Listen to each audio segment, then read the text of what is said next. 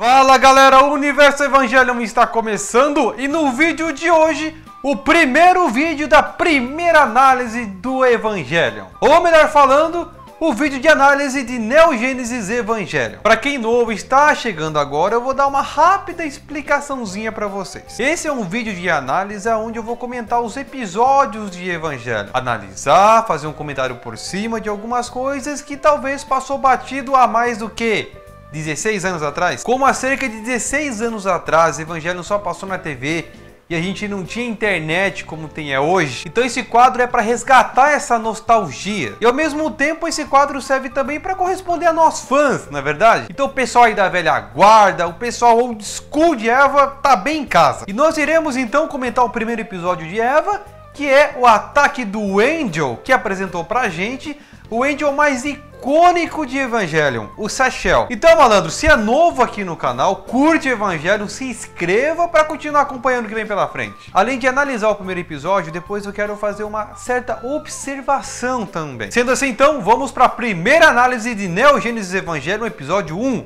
o ataque do Angel.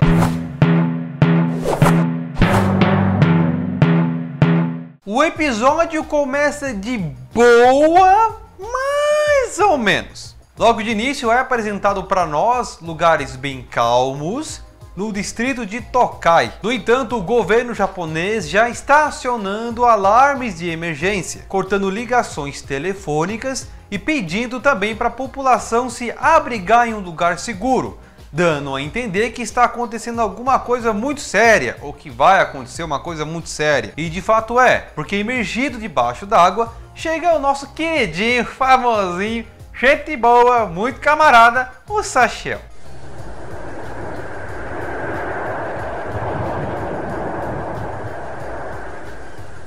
E se não fosse pouca, acontece uma outra coincidência que logo já vou comentar também, que é logo o nosso protagonista aparecendo, o Shinji Ikari, que está em uma das ruas de Tokai esperando a Misato para pegar ele. Ele está ali porque foi chamado pelo teu pai, pelo que deu a entender, ou pela NERV, porque o seu pai chamou ele, então, ou seja, é redutório, dá na mesma. O Shinji achou besteira em estar ali porque ele não estava conseguindo falar com a Misato, ele já estava imaginando que estava em um lugar estranho. O Shinji já estava meio cabreiro, ele já estava imaginando que fez besteira em ter ido ali. E também porque, sei lá, mano, não estava na vibe dele. Não adianta, que burrice, eu não devia ter vindo pra cá.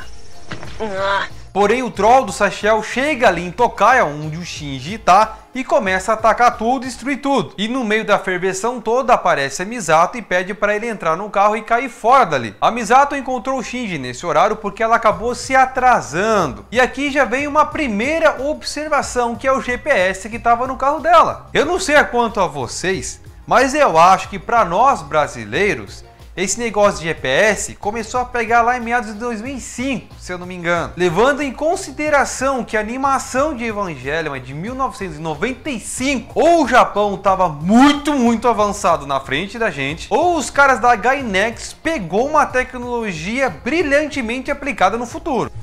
Droga, por que foi me perder numa hora dessas? No meio dessa confusão toda do Zachel, os militares estavam atacando ele. Os tiros de canhões e os tiros de helicópteros, as armas poderosas e convencionais terrestres não estavam fazendo efeito no Zachel. E nesse momento nós conseguimos saber algumas informações muito importantes e cruciais também. Pois lá junto com os militares, no centro de comando deles, estava o Gendo e também o Fuyutsuki. Essas informações é a respeito do inimigo mesmo, o próprio Zachel. Ali nós ficamos sabendo que o Zachel é o terceiro Angel, fazendo assim a gente já interpretar que houve dois Angels do passado que tentou atacar ou não. Independente como seja, sabendo que ele é o terceiro Angel significa que já teve duas tretas no passado, ou coisas que aconteceram no passado e que eles queriam evitar agora no presente. Uma outra coisa muito interessante que eles comentam entre eles é a capacidade do Angel se regenerar e também de combater.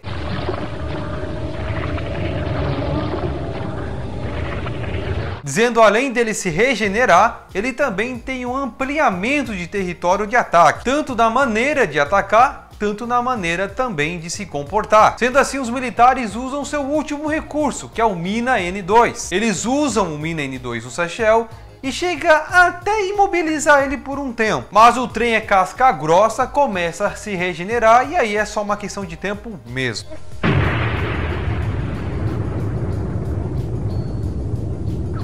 O que parecia estar aparentemente controlado, vendo que essas armas são incapazes de acabar com o bendito do Zashel, eles passam a bola para o Gendo, na qual possui as condições necessárias para lutar contra o inimigo, além de também fazer parte de um programa contra esse inimigo, que é nada mais, nada menos que o programa Evangelion. Tem certeza que pode derrotá-los? É por isso que a NERV existe. Outra observação aqui. Cara, na boa, é uma novela, logo no primeiro episódio, é uma novela de última hora fora do normal. Vamos lá comigo, primeiro. O Shinji ele chega em Tokai, no mesmo dia que o terceiro Angel tá atacando, ele tem que ir pra NERV pra desenrolar uma possibilidade de pilotar um Evangelion. Um cara normal, que não sabe do que se trata, do que está acontecendo, para pilotar uma máquina para lutar contra o Zashel. Mas, continuando. Agora que a Misato está com o Shinji, eles vão para NERV e descobrem que existe uma cidade subterrânea debaixo dela, que é a Tóquio 3, uma cidade fortificada para lutar contra o Angel e também proteger a raça humana que vive ali. Demais! Uma cidade de verdade!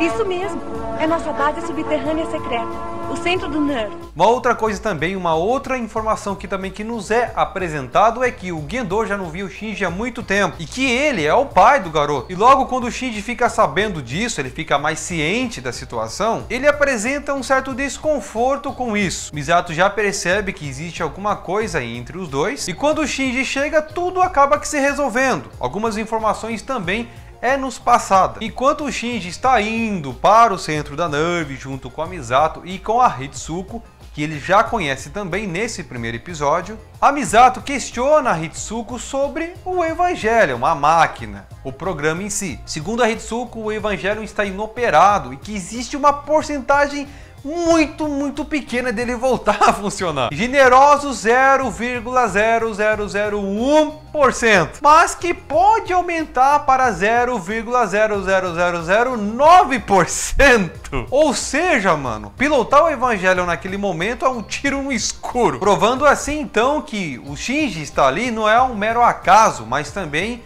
é uma necessidade, é um desespero do Gendo. Só que esse desespero é entre aspas, beleza? Não é bem assim desespero.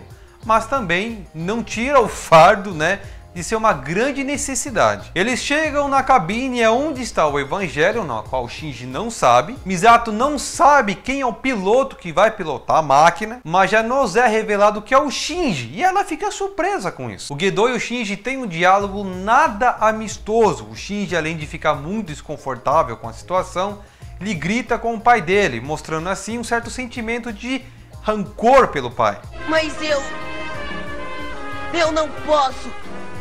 Não posso pilotar essa coisa! Se vai fazê-lo, faça-o agora.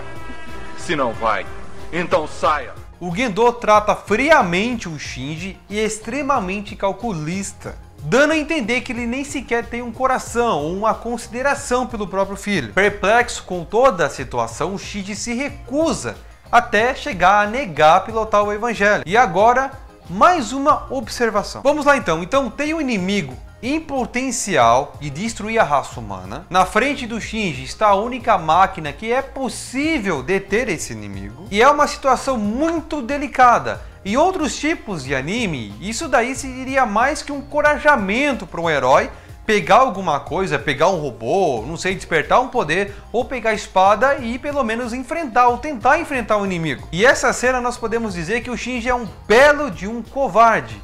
Porém, gente, não é bem assim não. O Shinji já apresentava ter um certo rancor pelo pai dele antes de chegar na NERV. Quando ele chegou lá, isso se agravou mais ainda. Ele perdeu a paciência e chegou até mesmo a discutir com o Gendo. Só que a cabeça do cara tava voando, ele estava muito irritado com a situação. Ele não estava pensando direito, não raciocinou direito, e tanto fazia para ele se o mundo estivesse acabando ou não. E logo nesse primeiro episódio a gente consegue entender, já consegue ter mais ou menos um plot de como é o Shinji Ikari. Porque aí nós vemos que ele não tem motivação nenhuma. E a própria Misato, mesmo sem conhecer ele, tenta motivá-lo, tenta dizer algo pra ele que é pra enfrentar os medos dele, os problemas que ele tem com o pai dele. O Shinji sabe do que ele tem que fazer, só que ele tá mais tomado pela angústia do que pelo dever. Sendo assim, o Gedo, vendo que o Shinji não pode pilotar o Evangelion porque negou a pilotar, então ele pede para chamar a Rei. Outra complicação: se com o Shinji a possibilidade era mínima, imagine com outro piloto estranho. Eles trazem a Rei, que é uma outra piloto, e ela está acamada, está ferida.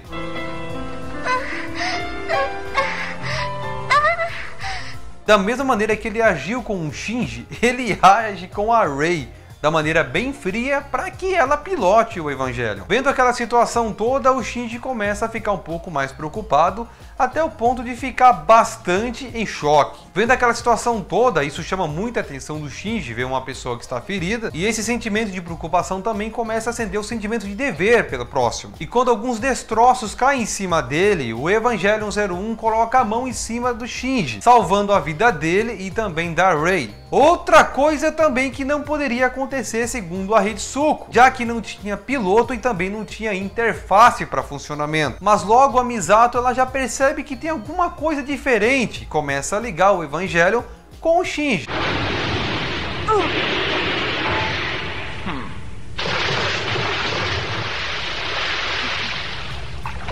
O Angel ativou-se sozinho e está com o dobro da força. Não, isso não é possível. Não há nenhuma ligação feita nele. Não pode acontecer. Então estamos agindo sem qualquer interface? E não podemos nos proteger? Proteger os dois?